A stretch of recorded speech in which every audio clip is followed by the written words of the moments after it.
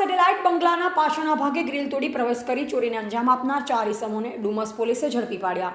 ડુમસ વિસ્તારમાં બંગલામાં ચોરીની ઘટનાને લઈ ડુમસ પોલીસ સ્ટેશનમાં અજાણ્યા શખ્સો વિરુદ્ધ ચોરીની ફરિયાદ નોંધાઈ.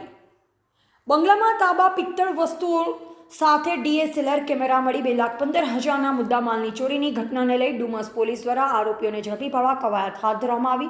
બાતમીદારો તેમજ ટેકનિકલ સર્વેલન્સના આધારે ડુમસ પોલીસે ગણતરીના જ કલાકોમાં ચોરીમાં સંડોવાયેલ 4 ઇસમોને 2,15,000ના મુદ્દામાલ સાથે ઝડપી પાડી કાયદેસરની કાર્યવાહી હાથ ધરી. પોલીસે 4 આરોપીઓની વધુ પૂછપરછ કરતા ડુમસ વિસ્તારમાં અન્ય જગ્યાએ પણ અગાઉ ચોરી કરી હોવાનું કબૂલ્યું.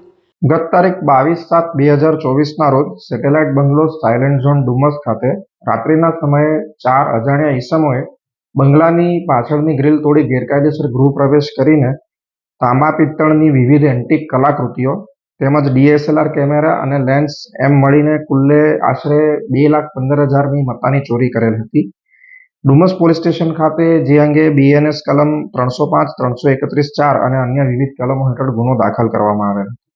આ ઉપરાંત આવા જ અન્ય એક બનાવમાં જે ગઈ તારીખ 18/7/2024ના રોજ સાયલેન્ટ ઝોન પ્લોટ નંબર 195-96 ખાતે બનેલ હતો, જેમાં અજાણ્યા ઈસમોએ ઘરફોડ કરીને સેમ એમોથી ગ્રીલ તોડી ઘરફોડ કરીને આશરે 55,000ની કિંમતની મત્તાની ચોરી કરેલ હતી. આ ઉપરોક્ત બનાવોની ત્વરિત ફરિયાદ લઈ ડુમસ પોલીસ સ્ટેશનના થાણા ઇન્ચાર્જ તથા અન્ય સ્ટાફે મળીને બાતમીદારોના તંત્ર તેમજ ટેકનિકલ સર્વેલન્સનો ઉપયોગ કરી ગણતરીના કલાકોમાં આ 4 ઇસમોની ગેંગને ઝડપી પાડેલ છે તથા તમામ મુદ્દામાલ કબજે લીધેલ છે. કેટલા સીસીટીવી ચેક કરવામાં ઉપરોક્ત બનાવની તપાસ કરવા માટે અમોએ ડુમસ સાયલેન્ટ ઝોનથી લઈને જ્યાંથી આરોપીઓને પકડવામાં આવ્યા છે તે વિસ્તાર સુધીના લગભગ 150થી વધુ સીસીટીવી કેમેરાની તપાસ કરવામાં આવેલ હતી. આ લોકોનો કોઈ ગુનાહિત ઇતિહાસ? અન્ય ગુનાહિત ઇતિહાસ આ પૈકી એક વ્યક્તિનો છે તથા અન્યની તપાસ ચાલુ છે. નામ શું છે અને ક્યાંના છે આ લોકો? આ જે 4 આરોપીઓ જે છે તે પૈકી પહેલો શૌકત ઉર્ફે શંકર દિલાવર રાઠોડ, ઉંમર વર્ષ 43, મજૂરી અને ભરથાણા ગામ અલથાણ ખાતે રહે છે. તેજસ પપ્પુભાઈ રાઠોડ, ધંધો મજૂરી, એ પ્રજ્ઞાનગર પનાસ ગામ ખાતે રહે છે. સુનિલ શંકરભાઈ રાઠોડ, ઉંમર વર્ષ 22, જે બેકાર છે, જે પણ ભરથાણા અલથાણ ખાતે રહે છે.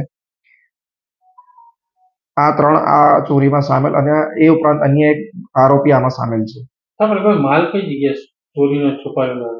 આ પૈકીનો અમુક માલ તેઓએ સાયલેન્ટ ઝોનની નજીકના આવાવાળું ખેતરોમાં છુપાવેલ હતો તથા અમુક મત્તા એમની પાસેથી એમના રહેઠાણેથી કબજે કરવામાં આવેલ છે.